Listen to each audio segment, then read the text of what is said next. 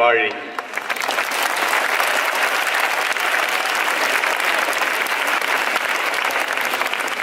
என் ஆவியிலே கலந்து நாவினிலே தவழும் அமுதான தமிழே நீ வாழி.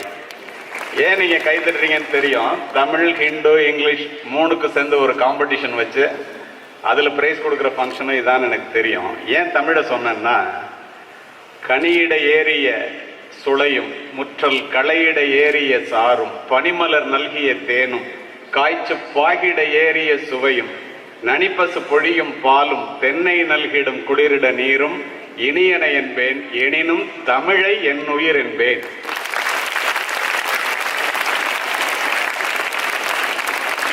தமிழ், ஆங்கிலம், இந்தி உட்பட உலகில் உள்ள அனைத்து மொழிகளையும் நேசிப்போம். தாய் தமிழை மட்டும் சுவாசிப்போம். ஏனென்றால் அது நம்முடைய தாயினுடைய மொழி.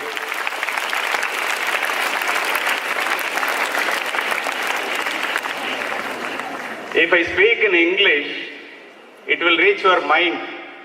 But if I speak in Tamil, it will touch your heart.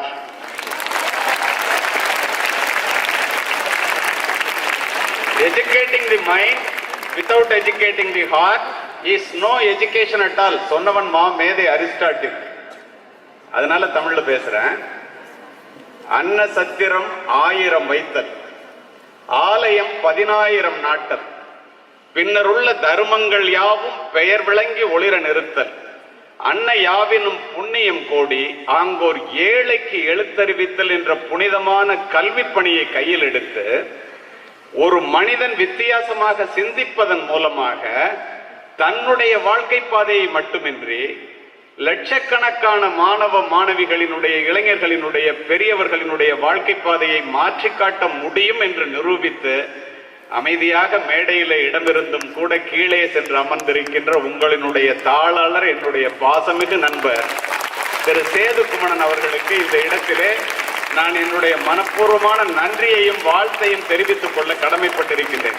ஏன் அப்படி சொல்றேன்னா, நான் நேற்று புறப்படும் போது அவர் ஸ்ரீலங்கா போயிருக்காருன்னு சொன்னாங்க.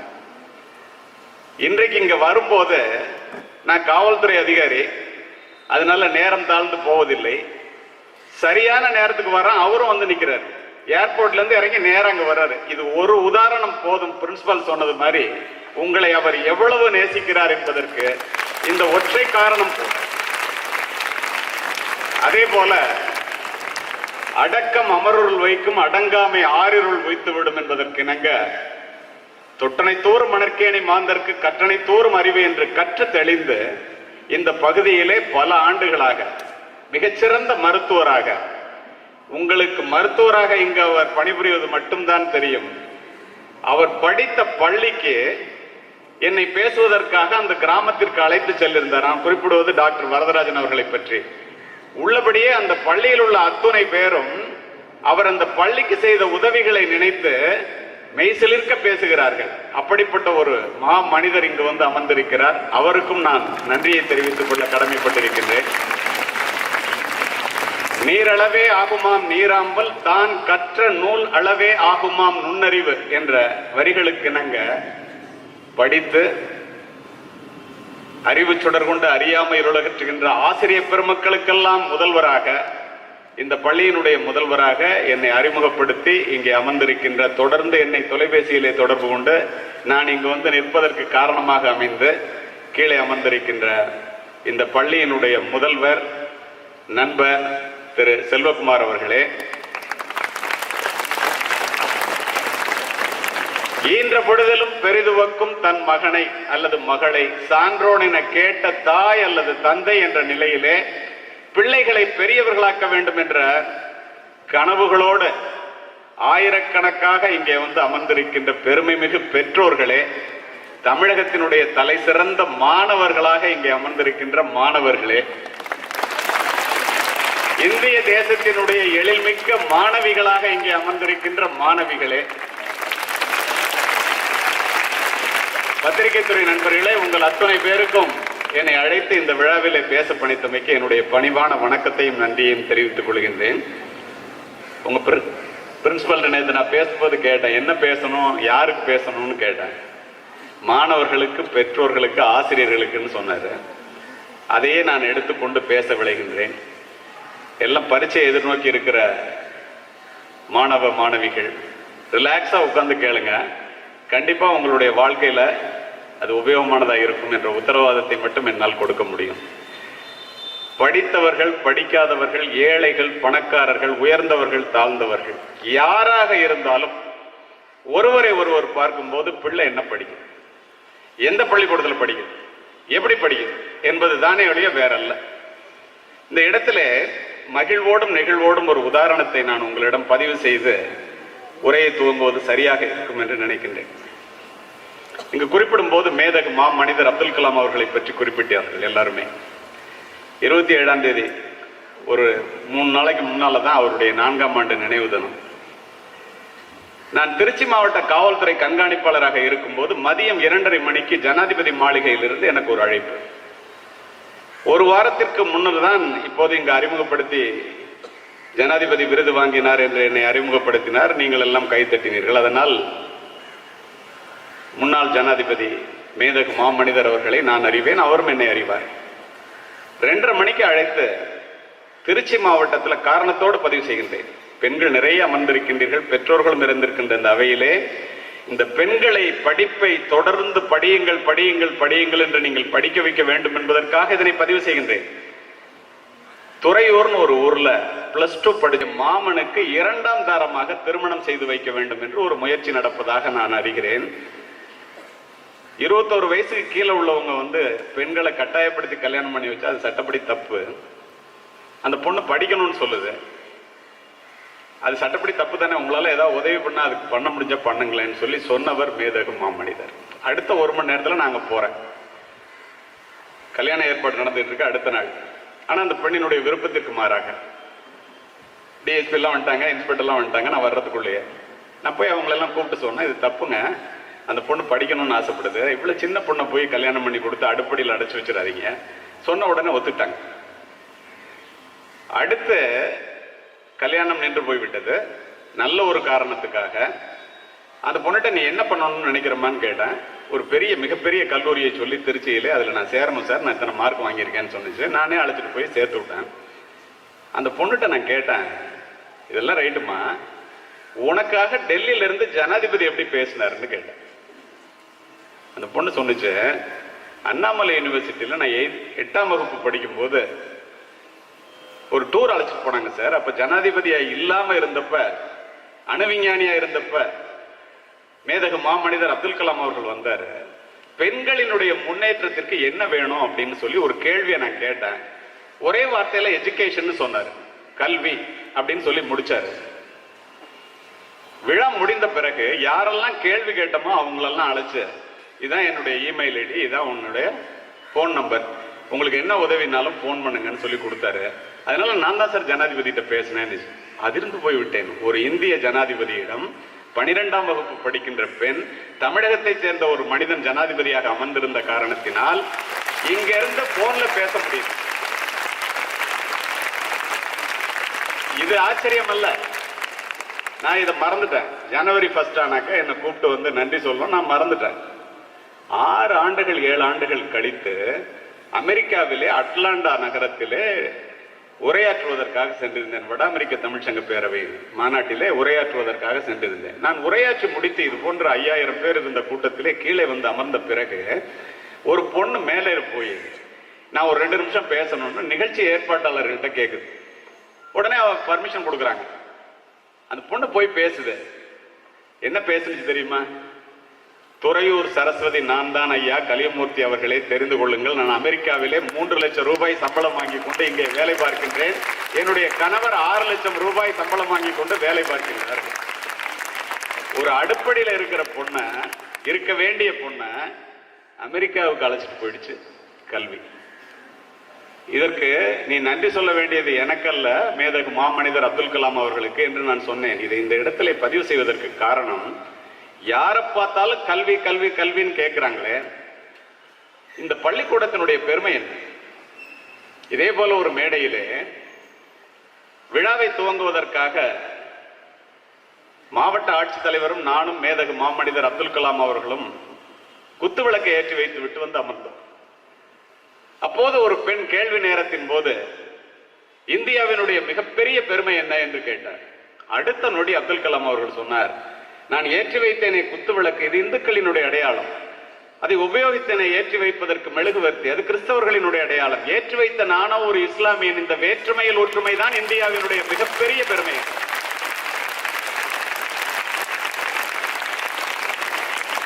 இதை நான் இந்த இடத்துல ஏன் சொல்றேன் தெரியுமா?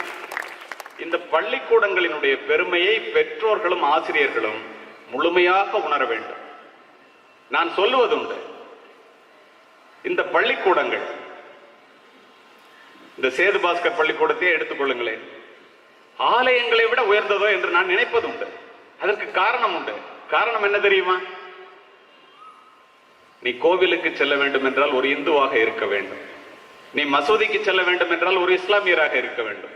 தேவாலயத்திற்கு செல்ல வேண்டும் என்றால் ஒரு கிறிஸ்துவராக இருக்க வேண்டும். இன்றைக்கும் சேது பாஸ்கர் பள்ளிக்கு நீ வர வேண்டும் என்றால் மனிதனாக இருந்தால் மட்டுமே போதும். எல்லா பள்ளிக்கூடங்களினுடைய சிறப்பும் இதுதான். கல்வியினுடைய சிறப்பு, கல்வி ஏழைகளுக்கு செல்வம், செல்வர்களுக்கு அணிகலன், வீட்டிற்கு விளக்கு, நாட்டிற்கு நன்மை, பெண்களுக்கு பாதுகாப்பு. இப்ப இந்த மேடையில் உட்கார்ந்தாங்களே, இறங்கி கீழே போனாங்க இல்லையா, உங்களுடைய நிறுவன தலைவர், மருத்துவர், நான், உங்களுடைய முதல்வர், முன் வரிசையிலே அமர்ந்திருக்கின்ற ஆசிரியர் பெருமக்கள், யாராக இருக்கட்டும், இவங்கெல்லாம் மேடையில் உட்கார்ந்திருக்கிறதுக்கு காரணம் என்ன? ஒற்றை காரணம். எக்குடி பிறப்பினும் யாவரே ஆயினும் அக்குடியில் கற்றோரை மேல் வருக வென்பர். நீ படிச்சுட்டேன்னா யாரா இருந்தாலும் ஜாதி மதம் குலம் எல்லாத்துக்கும் மீறி, ஏழை பணக்கார எல்லாத்தையும் தாண்டி மேடைக்கு வான்னு கூட்டும்.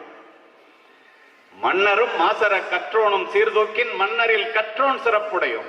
மன்னர்க்கு தன் தேசமல்லால் சிறப்பில்லை, கற்றோர்க்கு சென்ற இடமெல்லாம் சிறப்பு. ஒரு ராஜாவா இருந்தா கூட அவன் நாட்டுல தாண்டா சிறப்பு. நீ படிச்சுட்டேன்னா உலகத்துல எந்த மூலைக்கு போனாலும் சிறப்பு. 5ஆம் வகுப்பு மட்டுமே படித்த என்னுடைய தந்தை சொல்லுவார், தம்பி நீ மட்டும் படிச்சுட்டேன்னா உன்கிட்ட இருந்து எது போனாலும், உலகத்துக்கு நீ எந்த மூலைக்கு போனாலும் கல்வி மட்டும் உன்கிட்ட இருந்து போகாதுப்பாங்க. உங்க அப்பா அம்மா உங்களை படிக்க வைக்கிறதுக்காக பரீட்சைக்கு நல்ல மார்க் வாங்கணுங்கிறதுக்காக சொல்ற மாதிரி எங்க அப்பாவும் சொன்னாங்கன்னு நான் நினைச்சது உண்டு. இன்று இந்த மேடையிலே மகிழ்வோடும் நெகிழ்வோடும் அதை நினைவு கூர்கின்றேன். ஏன் தெரியுமா? இங்கு என்னை அறிமுகப்படுத்தினார்களே, காக்கி உடை அணிந்த காவல்துறை உயர் அதிகாரி, நிறைய பதக்கங்களை பெற்றவர். இன்று நான் முன்னாள் காவல்துறை அதிகாரி. நான் சுவாசித்து அணிந்திருந்த காக்கி உடை கூட என்னிடத்திலே இல்லை. நான் வாங்கிய பதக்கங்கள் என்னுடைய மார்பகத்தை அலங்கரிக்கவில்லை. மாணவ செல்வங்களே, என் தந்தை சொன்னதை கேட்டு நான் படித்த காரணத்தினால் இன்று உங்கள் முன் முக்கிய விருந்தினராக உரையாற்றிக் கொண்டிருக்கின்றேன். உலகம் முழுவதும் சென்று உரையாற்றுகின்றேன் என்றால் ஒற்றை காரணம் கல்வி.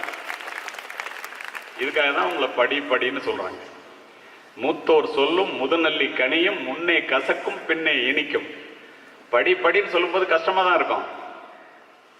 தொடங்குங்கால் துன்பமாய் இன்பம் பயக்கும், மடம் கொன்று அறிவு அகற்றும் கல்வி, அறிவை அகற்றும் கல்வி. நெடுங்காமம் முற்பயக்கும் சின்னீர் இன்பத்தின் முற்றிலாய் பிற்பயக்கும் பீழை பெரிது.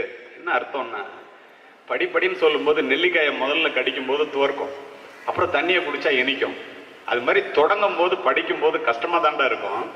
நீ அந்த கஷ்டத்தை பொருட்படுத்தாம படிச்சுட்டேன்னா உன்னுடைய வாழ்க்கை முழுவதும் இன்பமாக இருக்கும். ஆனால் சிற்றின்ப செயல்களோ ஆரம்பத்துல கொஞ்சம் இன்பத்தை கொடுக்கும், வாழ்க்கை முழுவதும் துன்பத்தை கொடுக்கும்.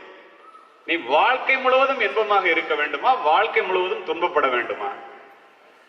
நானாக இருக்கட்டும், ஒரு மாவட்ட ஆட்சித்தலைவராக இருக்கட்டும், மாவட்டத்தையோ மாநிலத்தையோ ஆட்சி செய்தோமே எப்படி?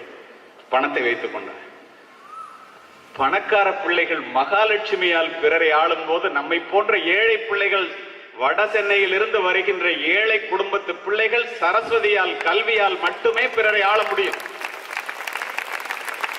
அதற்காகத்தான் இத்துணை பெற்றோர்கள் இங்கே வந்து அமர்ந்திருக்கின்றார்கள். உங்களுடைய மதிப்பு, உங்களுடைய பெருமை, உங்களுடைய சிறப்பு என்ன தெரியுமா? இந்த இந்தியாவிலே நான் அறிந்த உண்மை, உங்களை விட அறிவிலே, உங்களை விட திறமையிலே, ஏன் உங்களை விட மதிப்பெண்கள் அதிகமாக பெற்ற பிள்ளைகள் கூட பள்ளிக்கூடத்திலோ கல்லூரியிலோ காலெடுத்து வைக்க முடியாமல் கோடிக்கணக்கான பேர் இன்று இருக்கின்றார்கள். உனக்கும் கீழே இருப்பவர் கோடி, நினைத்து பார்த்து நிம்மதி நாடு என்றெல்லாம் சொல்லி சென்று விட்டார்கள். ஆனால் நீங்கள் சேது பாஸ்கரா பள்ளியிலே இன்று வந்து இந்த மாலை நேரத்தில் இப்படி ஒரு உரையை கேட்பதற்காக அமர்ந்திருப்பதற்கு யார் காரணம் என்று எத்தனை பேர் நினைத்திருக்கின்றீர்கள்? ஒற்றை காரணம், முதுகெலும்பொடிய பாடுபடுகின்ற தந்தையையும் முழு வயிறு காணாமல் உன்னை வளர்க்கின்ற தாயையும் நீ பெற்றிருக்கின்ற காரணத்தினால், பின்னாலே அவர்கள் அமர்ந்திருக்கின்ற காரணத்தினால், முன்னாலே நீ அமர்ந்திருக்கின்ற எக்காரணம் கொண்டும் ஒருபோதும் இதை நீங்கள் மறந்துவிடக் கூடாது. தனக்கு கிடைக்காத கல்வி தன் பிள்ளைகளுக்கு கிடைக்க வேண்டும். தான் படுகின்ற கஷ்டம் தன்னுடைய பிள்ளைகள் படக்கூடாது. உங்களுக்கு தெரியுமா, தனக்காக சொத்து சேர்க்காத அப்பாவும் தனக்காக சமைக்காத அம்மாவும் உலகத்திலே இந்தியாவை தவிர வேறு எந்த நாட்டிலும் இல்லை என்பதை இந்த மனதிலே இப்போதே பதிய வைத்துக் கொள்ளுங்கள். அதற்காகத்தான் உங்களுக்கு எல்லோரும் சேர்ந்து படி படி படி என்று சொல்லுவது.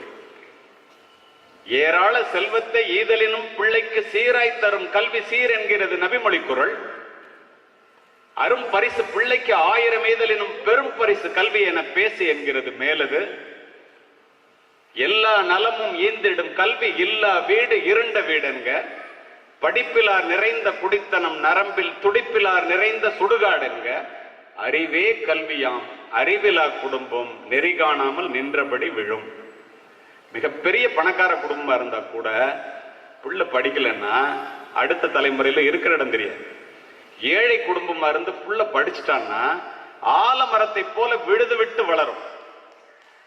அதுதான் கல்வியினுடைய மிகப்பெரிய சிறப்பு. எல்லாரும் உங்களை படின்னு சொல்றதுன்னா ஏதோ கஷ்டப்படுத்துறாங்க, தயவு செய்து நினைத்து விடாதீர்கள். அது 8ஆம் வகுப்பிலிருந்து 12ஆம் வகுப்பு வரைக்கும் பொது தேர்வு இருந்தாலும் இல்லை என்றாலும் கல்வி என்பது நீங்கள் இங்கே படித்துவிட்டு நல்லது ஒரு கல்லூரியிலே சேர்ந்து அந்த கல்லூரியிலே நல்ல ஒரு பிளேஸ்மெண்ட் வாங்கி பணம் சம்பாதிப்பதற்காக மட்டுமல்ல கல்வி. ஓதாமல் ஒரு நாளும் இருக்க வேண்டாம், உலக நீதி. கல்வி கரையில கற்பவர் நாள் சில நாளடியார். கற்கை நன்றே பிச்சை புகினும் கற்கை நன்றே. பிச்சை எடுத்தாவது படிதான். ஏன் இதெல்லாம் சொல்ல? படிக்காமல் இருப்பதை விட பிறக்காமல் இருப்பதே மேல் என்கின்றான் பிளேட்டோ. இந்த உலகையே மாற்றக்கூடிய ஒரு ஆயுதம் உண்டு, அந்த ஆயுதத்தினுடைய பெயர் கல்வி என்று சொன்னவர் நெல்சன் மண்டேலா. கல்வி கற்பதற்காக ஒரு பிள்ளை தன்னுடைய வீட்டிலிருந்து வெளியே சென்றால் அவன் இறைவனினுடைய பாதையில் செல்லுகின்றான் என்று சொன்னவர் நபிகள் நாயகம். படிக்க தெரியாத மந்திரியாக இருப்பதை விட படிக்க தெரிந்த ஏழை சிறுவனாக இருந்து வளர்வதே பெரியது என்று பதிவு செய்தவர் மெக்காலே. பெற்ற பிள்ளை கைவிட்டாலும் கற்ற கல்வி கைவிடாது. முதுமையை முன்னிட்டு முன்னதாக செய்து வைத்துக் கொள்ளுகின்ற பாதுகாப்பு பணிகளிலேயே மிகவும் உயர்ந்தது கல்வி சொன்னவர் மகாத்மா. ரஷ்ய புரட்சிக்கு பிறகு செஞ்சதுக்கத்திலே நின்று லெனின் உரையாற்றிக் கொண்டிருந்தார். எல்லோரும் படித்துக் கொண்டு கல்வியை எதிர்நோக்கி காத்திருந்து பரீட்சையை எதிர்நோக்கி கொண்டிருக்கின்ற மாணவ செல்வங்களே, கூட இது போன்ற ஆயிரக்கணக்கான லட்சக்கணக்கான மக்கள் புரட்சிக்கு பிறகு கூடியிருந்த கூட்டத்திலே ரஷ்யாவிலே லெனின் உரையாற்றினார். கூடியிருக்கின்ற மக்களை பார்த்து, இந்த ரஷ்யாவை அமெரிக்காவை விட மிகப்பெரிய வல்லரசாக மாற்றி காட்ட என்னால் முடியும். அதற்கு இங்கே அமர்ந்திருக்கின்ற உங்களுக்கு 3 கடமைகள் இருக்கிறது என்று சொன்னார். ஒரு மாணவி எழுந்து முதல் கடமை படியுங்கள். ஒரு மாணவன் எழுந்து 2வது கடமை படியுங்கள். ஒரு முதியவர் எழுந்து 3வது கடமை எங்களுக்கு படியுங்கள். ஏன் 3 தரப்பினரையும் பார்த்து லெனின் படியுங்கள் படியுங்கள் படியுங்கள் என்றே சொன்னான் தெரியுமா? யாரெல்லாம் இன்று புத்தகங்களை நோக்கி தலை குனிகிறார்களோ அவர்கள் அத்துணை பேரும் நாளை இந்த உலகிற்கு முன்னால் தலை நிமிரலாம் என்ற ஒற்றை காரணம் தான். இவ்வளவே நான் உங்களுக்கு சொன்னதுக்கு காரணம் மாவட்ட அளவில் அல்ல, மாநில அளவில் அல்ல, இந்திய அளவிலே நீங்கள் சாதிக்க வேண்டும் என்ற ஒற்றை காரணம் தான். 6 மாதங்களுக்கு முன்னால் அகில இந்திய அளவிலே நீட் தேர்விலே 2018ஆம் ஆண்டு 2019ஆம் ஆண்டு அதே போல ஜேஇ என்று அழைக்கப்படுகின்ற ஐஐடிக்கான மெயின் அட்வான்ஸ் தேர்வுல, அட்வான்ஸ் தேர்வுங்கிறது உங்களுக்கு தெரியும், it is suppose to be a biggest toughest examination in global level. அதுல வெற்றி பெற்றவர்களுக்கு பரிசு கொடுப்பதற்காக நானும் ஒரு ஐஏஎஸ் அதிகாரியும் டெல்லிக்கு போயிருக்கோம். நான் பார்த்து வியந்து போனேன். கல்பனா குமாரி என்ற பீகாரில் உள்ள ஏழை குடும்பத்தை சேர்ந்த ஒரு மாணவி 720 மார்க்குக்கு 691 மார்க் வாங்கி இந்திய அளவிலே 2018ஆம் ஆண்டு முதல் மாணவியாக வந்திருக்கின்றாள். சுதி கந்த்வாலா என்ற ஒற்றை மாணவி, குஜராத்தை சேர்ந்தவள், மகாராஷ்டிரத்தில் படித்துக் கொண்டிருக்கின்ற மாணவி, நீட்ல ஃபர்ஸ்ட், எய்ம்ஸ் எக்ஸாமினேஷன்ல ஃபர்ஸ்ட், ஜிப்மர்ல ஃபர்ஸ்ட். நினைச்சு பாருங்க. இதெல்லாம் மட்டும் இல்ல, நான் வியந்து போனது, அதே பொண்ணு ஐஐடிக்கான அட்வான்ஸ் தேர்வுலையும் முதல் 10 இடங்களிலே ஒரு இடத்தை பெற்று முன்னணியிலே இருக்கின்றாள் என்றால் எப்படி? இது பெண்கள். மாணவர்களை பொறுத்தவரை மிக ஆச்சரியப்பட்ட விஷயம், குஜராத்தில் இருந்து மகாராஷ்டிராவுக்கு சென்று மகாராஷ்டிராவில் படித்துவிட்டு திரும்பிய ஒரு பையன் 360 மார்க்குக்கு 337 மார்க் வாங்கியிருக்கான். எதுல? ஐஐடியில். அபினவ் கோயல் அவனுடைய பெயர். அடுத்து 2019ஆம் ஆண்டு, இந்த ஆண்டு நீட் தேர்வு பாரு, அடுத்தது ஜேஇஇ தேர்வு என்ன ஆச்சுன்னா 360 மார்க்குக்கே நடந்தது 372 மார்க் ஆயிடுச்சு. இந்த 372 மார்க்குக்கு 346 மதிப்பெண்கள் பெற்று இந்தியாவிலேயே கார்த்திகே குப்தா என்ற மாணவன் முதல் மாணவனாக வந்திருக்கின்றான். 4 பேருக்கு பரிசு கொடுத்துட்டு 4 பேரையும் தனித்தனியா உட்கார வச்சு, நானும் இந்த ஐஏஎஸ் ஆபீசர் உங்களுக்கு எல்லாம் சொல்லணும் இந்த வெற்றியினுடைய ரகசியம் என்ன. நான் இதை ஏதோ ஏனோதனன்னு பேசிட்டு போறதுக்காக வரல, அப்படியே உண்மையை பேசி நீங்கள் புரிந்து கொள்ள வேண்டும் என்பதற்காக உங்களிடம் உணர்வோடு பேசிக் கொண்டிருக்கின்றேன். கூப்பிட்டு உட்கார வச்சு, எப்பற இந்தியாவில் ஃபர்ஸ்ட் வந்த, அந்த நீட் தேர்வுல ஃபர்ஸ்ட் வந்த மாணவி, ஒவ்வொருத்தரையும் தனித்தனியா கேட்கிறேன். 4 பேரும் சொன்ன மொத்த கருத்து என்னவென்று பார்த்தால், மாணவிகளே, நான் 4 ஆண்டுகளாக செல்போனை தொடவில்லை, டிவியை பார்க்கவில்லை, ஒரே முயற்சி, மிகப்பெரிய அளவிலே வாழ்க்கையிலே சாதிக்க வேண்டும் என்று. எங்க அப்பா, அந்த கார்த்திகே குப்தா சொல்றான், எங்க அப்பா எனக்கு ஸ்மார்ட் போன் வாங்கி தர்றேன்னு சொன்னாங்க. வேண்டாப்பா, ஒரு 2000 ரூபாய்க்கு ஒரு போன் வாங்கி கொடுங்க, நான் அப்பாட்ட அம்மாட்ட பேசுறதுக்கு மட்டும் வச்சுக்கிறேன்னு சொன்னேன் சார். அவங்க அப்பா பக்கத்துல இருந்து கண்ணில் தண்ணி கொட்டுறாரு, பக்கத்துல நிக்கிறார். வெற்றியின் ரகசியம் எங்கே இருக்கிறது பார்த்தீர்களா? ஒரு நாளைக்கு 9 மணி நேரத்திற்கு குறையாமல் படித்தேன், 5 மணி நேரம் படித்தேன், 4 மணி நேரம் எழுதி எழுதி எழுதி எழுதி டெஸ்ட் பார்த்தேன் சார். அதை விட வேறு என்ன வேலை இருக்க முடியும்? கும்பகோணத்திலே பிறந்த ராமானுஜம் அவருடைய கணக்கு திறமையை பார்த்து விட்டு ஹார்வர்ட் யூனிவர்சிட்டிக்கு கூப்பிடுறான். 5 ஆண்டுகள் அங்க போய் இருக்காரு. சாப்பிட்றதுக்கு சாப்பாடு இல்லாம, என்னுடைய ஊருக்கு பக்கத்து ஒரு வேற ஏதோ உலகத்துல எங்கேயோ சொல்ல, தஞ்சை. அவர் எழுதிய, அவர் கண்டுபிடித்த தியரம், நீங்க படிக்கிறீங்களே தேற்றம், இன்று கவுண்ட் டவுன், சந்திராயன் 2 போதில்ல, அதுல கவுண்ட் டவுன் ஸ்டார்ட் பண்றதுல இருந்து ஏடிஎம் மிஷின்ல நீங்க கார்டு போட்டீங்கன்னா பணம் கொட்டது இல்ல, அதுவரை ஒரு தமிழனுடைய மூளையிலே விளைந்த கணக்கு தேற்றத்திலே தான் இந்த உலகமே இயங்கிக் கொண்டிருக்கிறது. அப்படிப்பட்ட புத்திசாலித்தனத்திற்கு சொந்தக்காரர்கள் நீங்கள். இதை உபயோகப்படுத்தாம இதை தவற விட்டால் இது யாருடைய தவறு? படிக்கலன்னா என்ன? வட சென்னை உங்களுக்கு நல்லாவே தெரியும். உடல் உழைப்பை மட்டுமே நம்பி மாடாய் உழைத்து ஓடாய் தேய்ந்து போகின்ற கோடிக்கணக்கான நபர்களில் நீங்களும் ஒருவராகி விடுவீர்கள். கையெழுத்து போட கூட கல்வி அறிவு இல்லாமல் உங்கள் கட்டை விரல் முத்திரையில் கதைகள் எல்லாம் நடக்குது அடிப்பார் பட்டுக்கோட்டை கல்யாண சுந்தரம். அப்படி நம்முடைய மூதாதையர்கள் கையெழுத்து போட கூட வாய்ப்பு இல்லாம நம்ம புள்ள படிக்கணுமே இருக்கிறதெல்லாம் வித்து உங்களை படிக்க வைக்கிறாங்க. நடக்கிறது என்ன? கால் வயிற்று கஞ்சியிலார், இதன் காரணம் என்னதுன்னு அறிவும் இல்லார். உங்க அப்பா அம்மாவை கேட்டு பாருங்க, ஏன்பா இவ்வளவு கஷ்டப்படுற அப்படின்னு. படிக்கலப்பா. கால் வயிற்று கூட கஞ்சி இல்ல, அதுக்கு காரணம் படிப்பு இல்லாதது. அதனாலதான் உங்களை படிக்க சொல்றாங்க. இதை விட தோழர் ஜீவா இன்னும் அழகா சொல்லுவாரு, காலுக்கு செருப்பும் இல்லை, கால் வயிற்று கூழும் இல்லை, பாலுக்கு உழைத்தோம்டா, பசையற்று போனோம்டா. சமீபத்துல அமெரிக்கால டல்லஸ்ல உரையாற்றுவதற்காக நான் சென்றிருந்த போது ஒரு என்ஜினியர் வீட்டுல தங்கியிருந்தேன். அந்த வீடு எஸ்பி பங்களாவை விட பெருசா இருந்துச்சு. நான் அவர்கிட்ட கேட்டேன், ஏப்பா இது என்ன உனக்கு அரசாங்கத்துல கொடுத்த வீடா இல்ல சொந்த வீடா? சார் சொந்த வீடு சார். இது எவ்வளவு விலை அப்படின்னு கேட்டேன். சார் இந்திய பணத்திலேயா டாலர்லையான்னு கேட்டார்.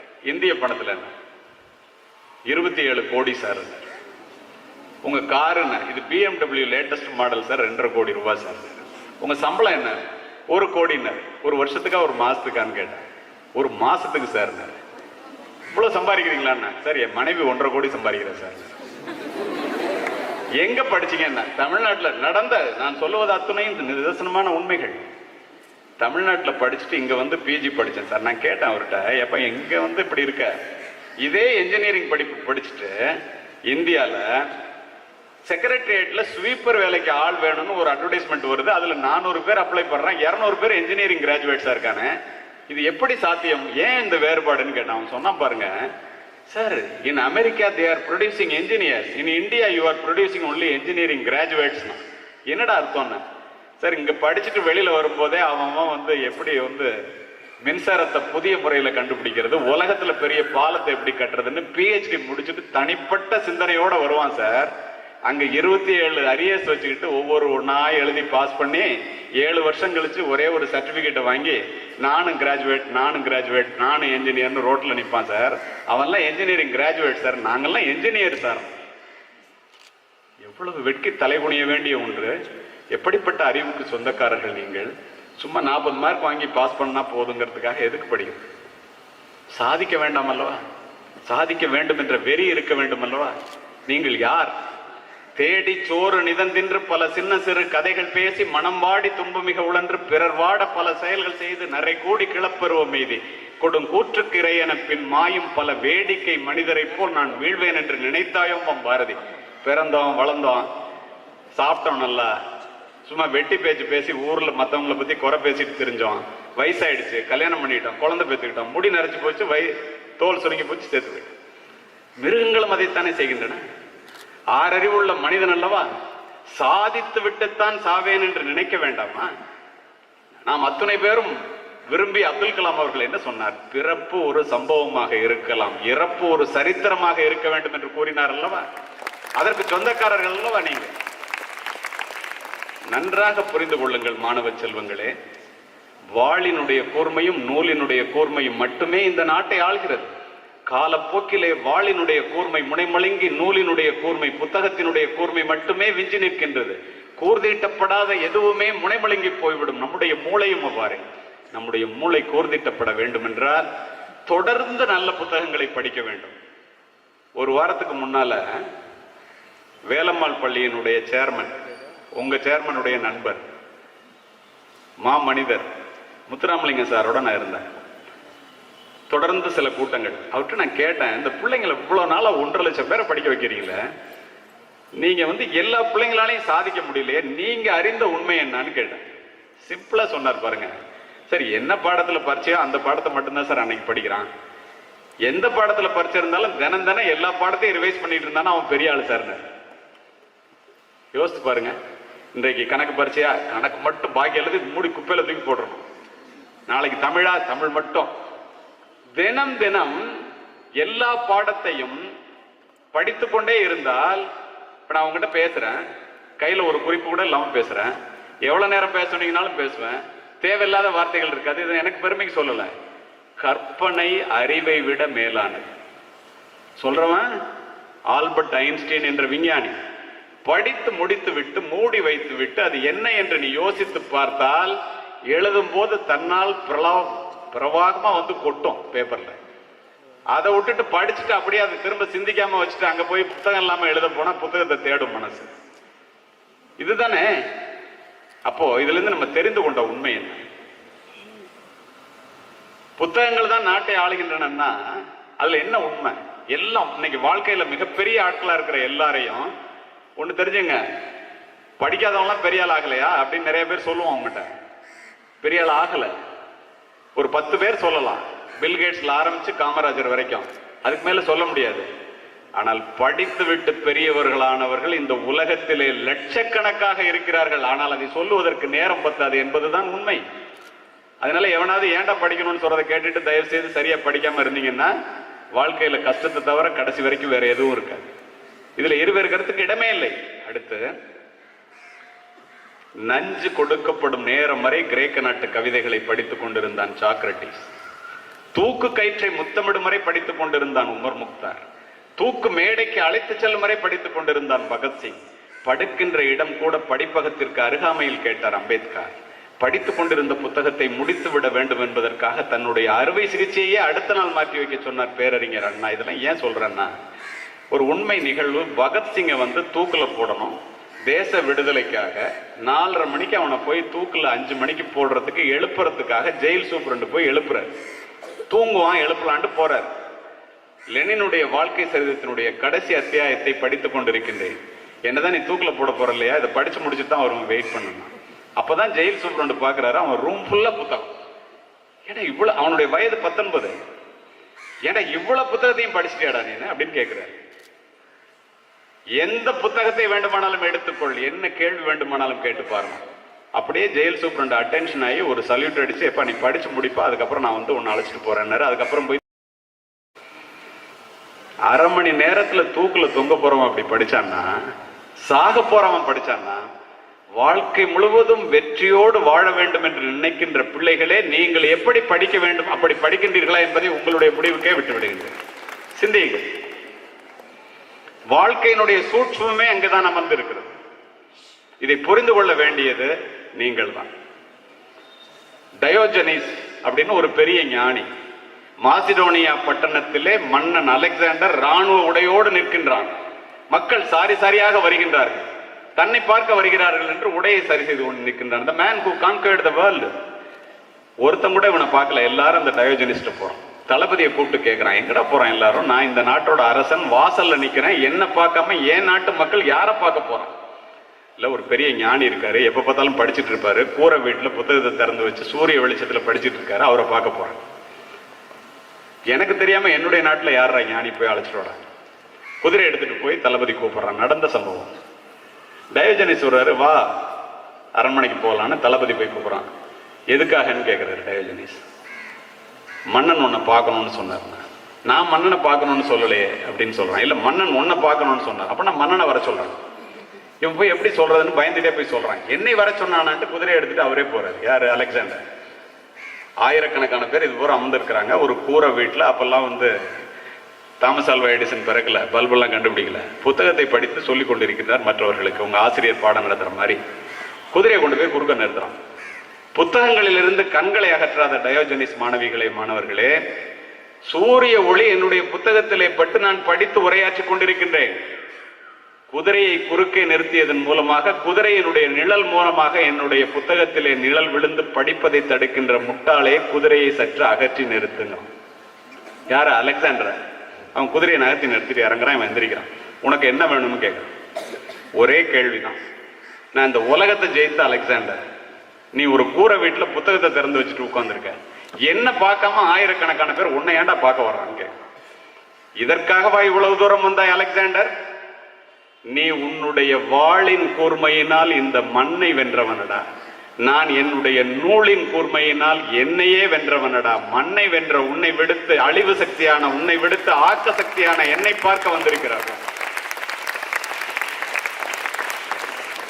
இதுதான் புத்தகம். நீங்க வாழ்க்கையில வெற்றி பெறணும்னா கல்வியினுடைய அருமை பெருமைகளை தெரிஞ்சுக்கிட்டீங்க, படிப்பினுடைய அவசியத்தை புரிஞ்சுக்கிறீங்க. மதிப்பெண்களுக்கு அப்பால் பாட புத்தகங்களை நேசிக்க கற்றுக்கொள்ளுங்கள். கல்விக்கு அப்பால் புத்தகங்களை நேசிக்க கற்றுக்கொள்ளுங்கள். கருத்துலக பெரியவர்களின் கனமான சிந்தனைகள் புத்தகங்களிலே கொட்டி கிடக்கின்றன. அருமையான நூலகம் இருக்கும். நீ நூலகத்திற்கு போன எவ்வளவு பெரிய முட்டாள் என்பதை அங்குள்ள புத்தகங்கள் சொல்லும். அணுகுண்டு கூட ஒரு முறைதான் ஓசையுடன் வெடிக்கும், புத்தகங்கள் திறக்கும் போதெல்லாம் ஓசையின்றி வெடிக்கும் என்று சொல்பவர் ஜெயகாந்தன். நீ படித்து பார், அதில் உள்ள அர்த்தம் புரியும். அரியாசனத்தில் இருப்பவர்களிடம் சரியாசனம் தர வைப்பது கல்வி மட்டுமே, படிப்பு மட்டுமே.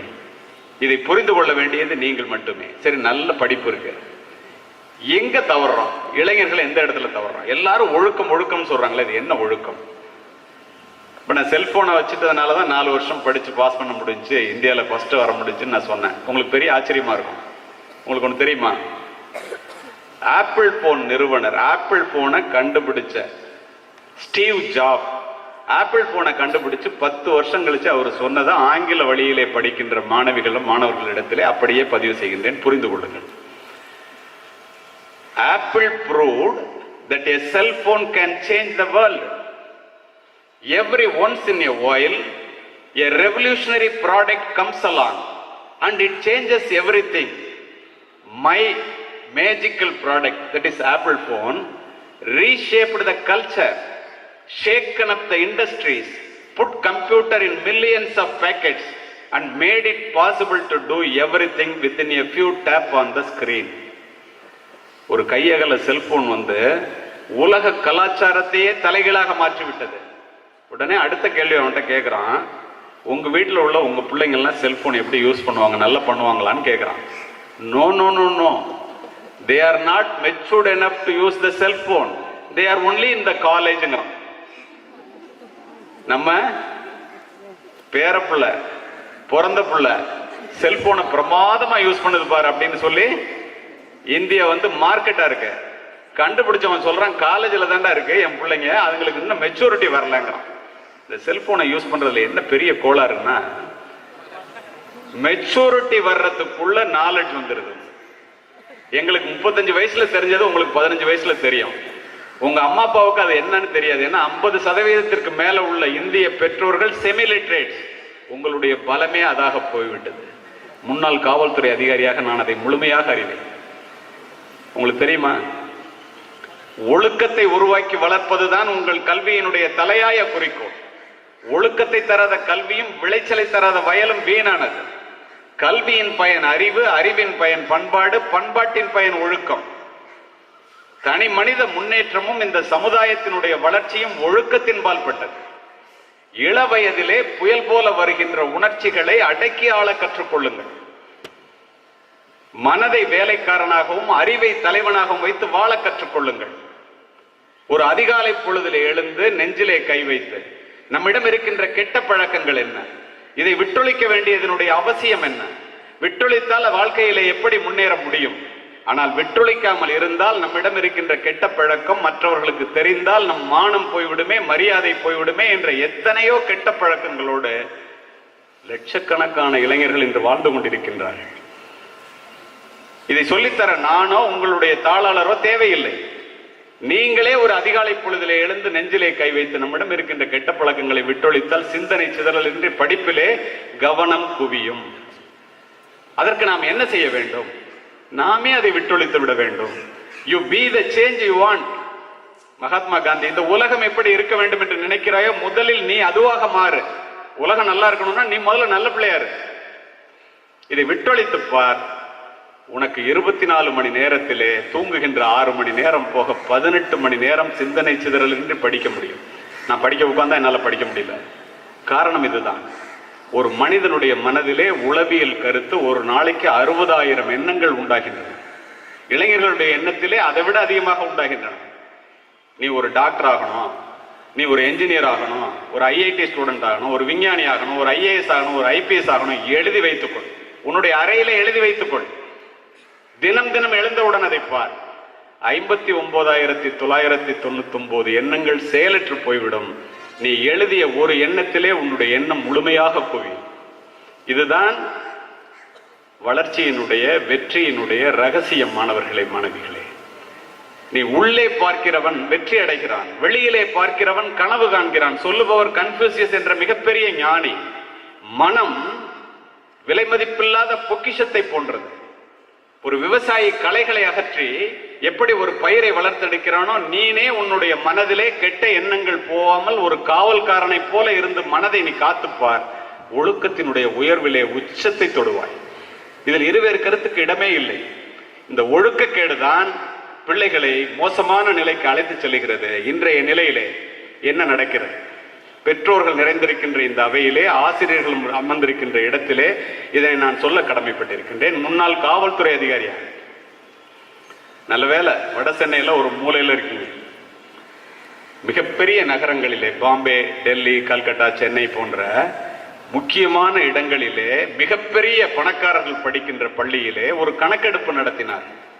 1000 மாணவர்களிடம் 100 பள்ளிக்கூடங்களிலே எடுத்த கணக்கெடுப்பு மாணவர்களை அல்ல, பெற்றோர்களை அல்ல, ஆசிரியர்கள் அல்ல, இந்த உலகத்தையே வியக்க வைத்தது. என்ன தெரியுமா? 100% மாணவர்களில் 67% மாணவர்களும் 27% மாணவிகளும் ஆபாச படங்களை பார்க்கிறார்கள், விரும்பியோ விரும்பாமலோ என்ற ஒரு கணக்கெடுப்பினுடைய முடிவு அடுத்த நிலைக்கு நகரும் போது 16 வயதிற்கு கீழே ஸ்மார்ட் போனை யூஸ் பண்ற மாணவர்கள் மாணவிகள் விரும்பியோ விரும்பாமலோ தெரிந்தோ தெரியாமலோ ஃபேன் ஃபிக்ஷன் என்னும் இணையதளங்களை பார்த்தே இருக்கிறார்கள். இந்த கணக்கெடுப்பு அத்துணை பேரையும் அதிர்ச்சி அடைய வைத்தது. செல்போன் ரிப்பேர்னு மூளைக்கு மூளை கடை வச்சிருப்பான், ஒரு இடத்துல கூட ரீசார்ஜ் பண்றது இல்ல. 50 ரூபா கொடுத்தாக்க ஆபாச படங்களை தரவிறக்கம் செய்து தருகின்றான். பெற்றோர்கள் நன்றாக புரிந்து கொள்ளுங்கள். இந்த மாதிரியான ஒரு சூழல் தமிழகத்திலே எங்கு பார்த்தாலும் இருக்கின்றது. போதாக்குறைக்கு மதுக்கடைகள் யூனிஃபார்மோட பிள்ளைங்க இதை பார்த்துட்டு மதுக்கடைக்கு போயிட்டு பேருந்து நிலையத்திலே பள்ளிக்கூட சீருடையுடன் விழுந்து கிடப்பவர்களை பல பேர் பார்ப்பது அன்றாட நிகழ்ச்சி ஆகிவிட்டது. நிஜ உலக ஆபத்திலிருந்து உங்களுடைய பிள்ளைகளை காப்பதற்கு பெற்றோர்கள் 10 மாதம் சுமந்து பெற்றெடுத்து விரல் பிடித்து நடைபுழைக்கி தலைவாரி பூச்சூடி வேலி போட்டு அடைத்து பிள்ளைகளை வளர்க்கின்றீர்களே, இந்த நிழல் உலக ஆபத்திலிருந்து இந்த பிள்ளைகளை காப்பதற்கும் நீங்கள் அத்துணை ஜாக்கிரதையாக இருந்தே ஆக வேண்டும் என்பது இன்று காலத்தினுடைய கட்டாயம். அதோடு மட்டுமல்ல, அதிவேக இன்டர்நெட் இணைப்புகள் மூலம் ஒரு சொடுக்கிலே திரையிலே வந்து விழுகின்ற ஆபாச படங்கள் என்ற வெள்ளம் அமைதியான இந்திய குழந்தைகளினுடைய பண்பு நலன்களை அடித்து செல்கிறது. ஃபேன் ஃபிக்ஷன் எனும் காமரசம் ததும்பும் இணையதளங்களை பார்த்த இந்திய மாணவர்களின் எண்ணிக்கை இந்த ஆண்டு மட்டும் 1 கோடி என்பதை ஆசிரியர்களும் பெற்றோர்களும் உணர்ந்து கொள்ளுங்கள். கவர்ச்சியை கடைவிரித்து காசு பண்ணுகிறார்கள். பசி உறக்கம் தாகம் போல காமம் என்பதும் ஒரு உணர்வு. இதை எந்த மொழியிலே எந்த நேரத்திலே யாரால் பிள்ளைகளுக்கு புரிய வைக்கப்பட வேண்டும் என்பதை ஆசிரியர்களும் மாணவர்களும் சிந்திக்க வேண்டிய நேரம் வந்து விட்டதாகவே காவல்துறை அதிகாரியாக நான் உணர்கிறேன். இதை நீங்கள் உணர வைக்கவில்லை என்றால் திரும்புகிற பக்கமெல்லாம் தவற்றை பார்த்து மெச்சூரிட்டி வர்றதுக்குள்ள நாலேஜ் வந்து உலகமே இப்படித்தான் இயங்குகிறது போல் இருக்கு என்று நினைத்து தன்னைத்தானே படுகொலியிலே தன்னை அறியாமலே விழச் செய்து கொள்ளுகின்ற மாணவ சமுதாயத்தினுடைய எண்ணிக்கை நாளுக்கு நாள் அதிகமாகி கொண்டு வருகின்ற காரணத்தினால்தான் செல்போன் என்பது ஒரு வரம். அது மக்களுக்கு கிடைத்த மிகப்பெரிய ஒன்று. அதை ஒழுங்காக உபயோகிக்கும் வரையிலே it is an internet jungle. விஷ செடியே இருக்கு, மூலிகை செடியே இருக்கு. எதை நீ உபயோகிக்கிற என்பது உன்னுடைய கட்டுப்பாட்டில் இருந்தால் மட்டுமே உன்னால் உருப்பட முடியும். பெற்றோர்கள் பிள்ளைகளுக்கு ஸ்மார்ட் போனை வாங்கி கொடுத்துட்டு என் பிள்ளை ரொம்ப நல்ல பிள்ளை, ஸ்கூல்ல என்ன வேண்டான்னு சொல்றது, கண்டிப்பா எடுத்துட்டு போட்டோம்னு சொல்லி நீங்க விட்டீங்கன்னா நடை தவழுகின்ற பிள்ளையை மவுண்ட் ரோட்ல 5 மணிக்கு விட்டுட்டு என் பிள்ளை பத்திரமா அந்த பக்கம் போயிடும் நினைச்சா எப்படியோ, எப்படி பிள்ளைகளை நீங்கள் கடற்கரைக்கு அழைத்து சென்று கடல் நீரை தொட வேண்டும் என்று நினைத்தால் கையை பிடிச்சிட்டு பிள்ளைய தொட சொல்றீங்களோ, யாராவது கையை விட்டு நீ போய் குளி கடல்லன்னு சொல்லுவீங்களா? அதை போல இந்த பிள்ளைகளை பாதுகாக்க வேண்டிய நிலை தெரிந்தோ தெரியாமலோ அறிந்தோ அறியாமலோ பிள்ளைகளுக்கு வந்துவிட்டது. ஜாக்கிரதையாக இருக்க வேண்டியது பெற்றோர்கள் மட்டுமே. இதை நான் ஏன் சொல்றேன்னா 2 உதாரணங்களை சொல்லுகிறேன்.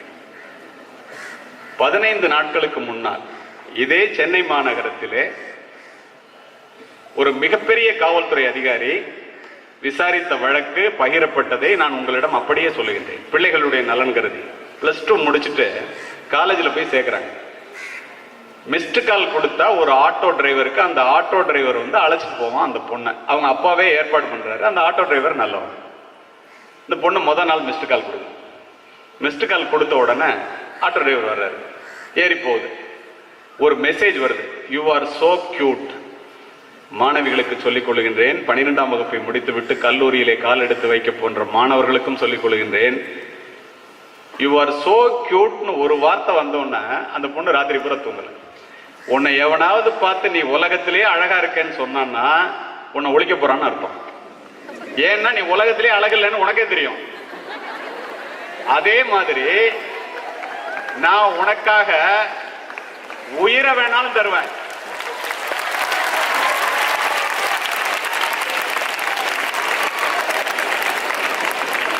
இப்போ உங்களை சொன்னோன்னு அவன் கை தட்டுறான்ல, நான் உனக்காக உயிரை வேணாலும் தருவேன்னு அவன் சொன்னான்னா அட்டரா பொய் புழுவுறான்னு அர்த்தம். ஏன்னா உயிரை தவிர அவன்கிட்ட கொடுக்கறதுக்கு வேற ஒண்ணுமே இல்லை. இதை நீங்க புரிஞ்சுக்கிட்டீங்கனால பெற்றோர்கள் ஆசிரியர்கள் முன்னிலையில இதனை பதிவு செய்கின்றன. இதுலதான் எல்லாரும் பிளாட் ஆகி இந்த பார்த்த உடனே அந்த பொண்ணு யாரு யாரு யாருன்னு நினைக்குது. கேட்டால் முடிவை கேட்டால் அதிர்ந்து போவீர்கள். அடுத்த நாள் அதே மாதிரி மெசேஜ் கொடுக்குது, ஆட்டோல போகுது, your dress is very nice, ஒற்றை வரி. உடனே இந்த பொண்ணு போன் பண்ணி who are you, I want to meet you. இந்த பொண்ணு என்ன தன்னை அழகுன்னு சொல்றானா? உடனே சரின்ட்டு அவன் சொல்றான் 4:30 மணிக்கு வகுப்பை கட் பண்ணிட்டு பார்க்குக்கு வான்னு சொல்றான். கதையல்ல, நிஜம். இந்த பொண்ணு போகுது, நட்பாகிறது, காதலாகிறது. கல்லூரிகளும் பள்ளிக்கூடங்களும் கல்விக்காக உள்ள இடமே ஒழிய காதலிப்பதற்காக இடம் இல்லை. இந்த படங்களை பார்த்து பார்த்து சின்ன பின்னமாக சீரழிந்து போகின்ற மாணவ செல்வங்களே, இதனை நன்றாக கேளுங்கள். போன உடனே நான் உன்னை லவ் பண்றேன், உன்னை கல்யாணம் பண்ணிக்க போறேங்க. ஒரு வாரம் ஆகலைங்க, 25வது நாள் அப்படியே கொஞ்சம் கொஞ்சமா நகர்ந்து 25 ஆண்டுகள் வளர்த்த தன்னுடைய பெற்றோரை மறந்து விட்டு அவன் ஒரு மெசேஜ் கொடுக்குறான். உங்க ஊர்ல ஒரு டாக்டர் இருக்காரு, டாக்டர் இங்க உட்கார்ந்திருக்காரு, இத மாதிரி ஒரு பெரிய டாக்டர் அங்க இருக்காரு. நடந்த சம்பவம். அந்த டாக்டர் காலையில நடைப்பயிற்சிக்கு போறாரு.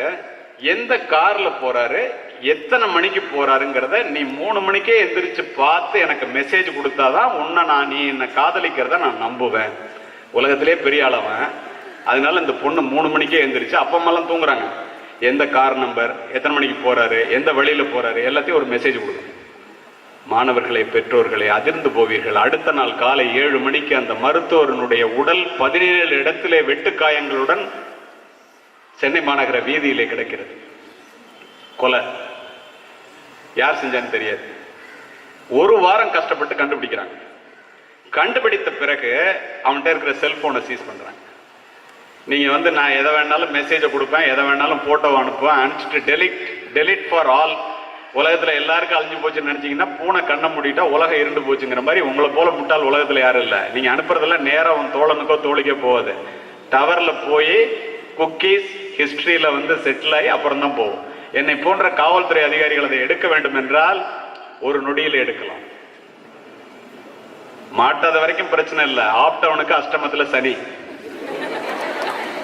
அப்போ அதை எடுத்தவுடன் இந்த பொண்ணு கொடுத்த மெசேஜ் அதுல இருக்கு. கொலையே அந்த மெசேஜின் அடிப்படையில தான் நடந்திருக்கணும்னா யாருன்னு கொலைகாரனை பிடிக்கிறதுக்காக போறாங்க. 9 மணிக்கு போர்வைக்குள்ள போட்டுக்கிட்டு செல்போன்ல பேசிட்டு இருக்க அந்த பொண்ணு. பெற்றோர்களே புரிந்து கொள்ளுங்கள், ஆசிரியர்களை அறிந்து கொள்ளுங்கள். எப்ப பார்த்தாலும் ஒரு பையனோ பொண்ணோ செல்போனை நோண்டிட்டு இருந்தா நீங்க பக்கத்துல வந்தோன்னு எட்டி போனா ராத்திரி 9 மணிக்கு மேலே வீட்டிலே போர்வைக்குள்ளே எரிகின்ற செல்போன் வெளிச்சத்தினால் பல மாணவ மாணவிகளினுடைய எதிர்காலம் இருளிலே மூழ்கி கொண்டிருக்கிறது என்பதை பெற்றோர்கள் புரிந்து கொள்ளுங்கள். இதுதான் உண்மை. யோசித்து கைதட்டுறீங்களா? ஓ அப்படியா அப்படின்னு. இந்த பொண்ணு போரை திறந்து பார்க்குது, 10 போலீஸ்காரங்க நின்னு மயக்கம் போட்டு விழுந்துருச்சு. இதே சென்னையிலங்க தீவிரவாதிகள்லாம் ராத்திரி 11 மணிக்கு மேல 1 மணி நேரத்துக்கு மேல டிரான்சாக்ட் பண்றாங்க. எல்லாரும் புரிஞ்சுக்குங்க. அதனால 1 மணி நேரத்துக்கு மேல எந்த செல்போன் என்கேஜா இருக்கோ அதை பூரா இன்டர்செப்ட் பண்றாங்க. ஒரு போன் 12 மணில இருந்து 3 மணி வரைக்கும் என்கேஜாவே இருக்கு. ரொம்ப தீவிரமா தீவிரவாதி மாட்ட போறான்னு போனா ஒரு ஹாஸ்டல்ல ஒரு பொண்ணு பேசிட்டு போலீஸை பார்த்தா எப்படி இருக்கும்? அதுக்கு அழைச்சிட்டு போய் விசாரிக்க போனா எப்படி இருக்கும்? இதெல்லாம் ஏன் சொல்றேன்னா இந்த மெசேஜை பார்த்து இதனாலதான் கொலை நடந்திருக்கணும்னு அந்த பொண்ணை பிடிச்சி அழைச்சிட்டு வர்றாங்க. அந்த அதிகாரி மிக நல்ல அதிகாரி, ரொம்ப அருமையான அதிகாரி. இந்த பொண்ணை காப்பாத்திடலாம், நடந்ததை நீ சொல்லிடுமா, உன்னை அப்ரூவரா எடுத்துக்கிறோம், உனக்கு தண்டனை கிடைக்காது அப்படின்னு சொல்றாரு. அம்மா அப்பெல்லாம் இருக்காங்க. அந்த பொண்ணு இருந்தாலும் இறந்தாலும் அவனோடு தான் போ விட்டுட்டாங்க. கேஸ் கன்விக்ஷன் ஆயிடுச்சு. என்ன நடந்துச்சு தெரியுமா? குற்றவாளிக்கு ஆயுள் தண்டனை, மெசேஜ் போட்ட அந்த பெண்ணுக்கு 10 ஆண்டு கடுங்காவல் தண்டனை விதித்து புழல் சிறையிலே இன்றைக்கு இருக்கின்றாள்.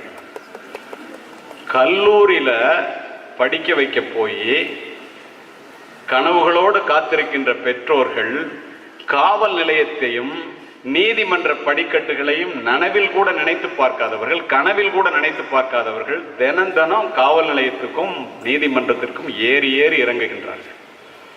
இதற்காக உங்களை படிக்க வைக்கின்றார்கள்?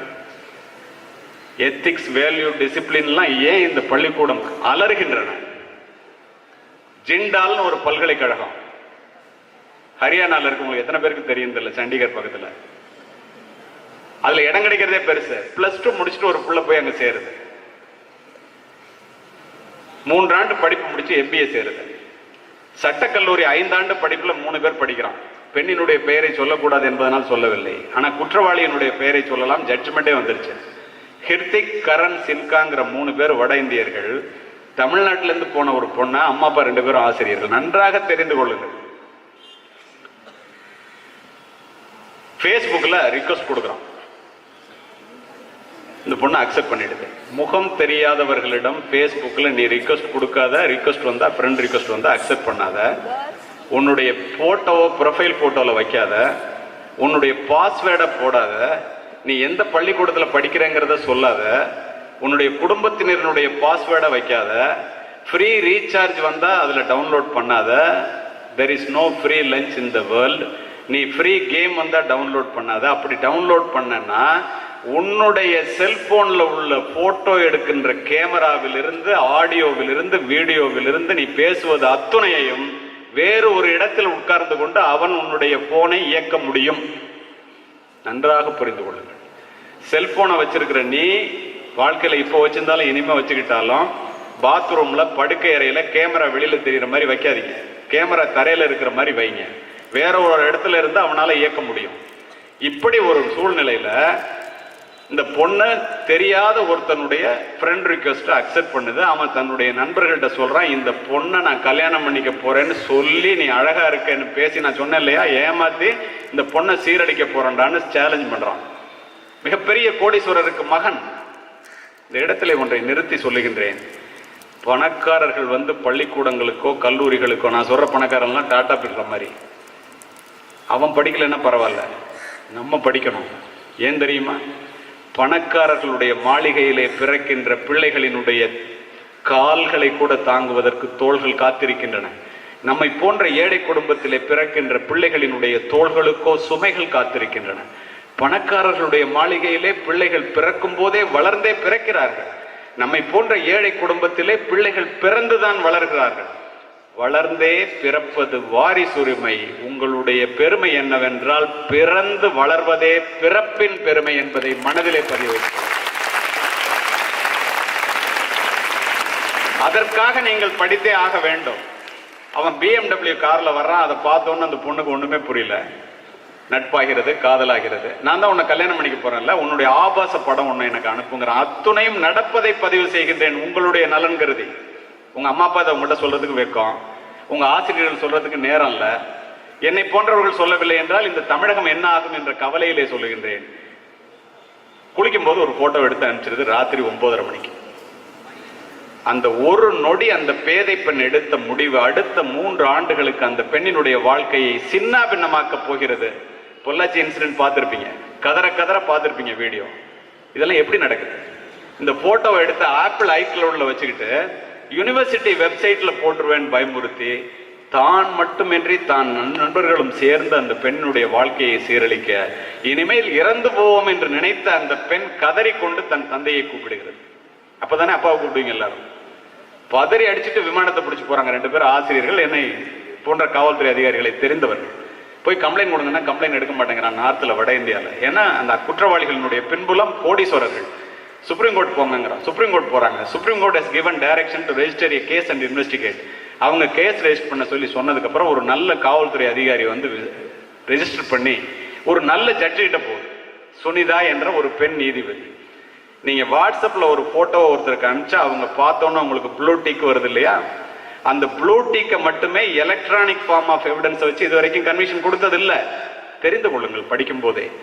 அதை வச்சு 3 குற்றவாளிகளுக்கும் 20 ஆண்டுகள் கடுங்காவல் தண்டனை விதித்து முதலாக ஒரு பெண் நீதிபதி தீர்ப்பளித்திருக்கு.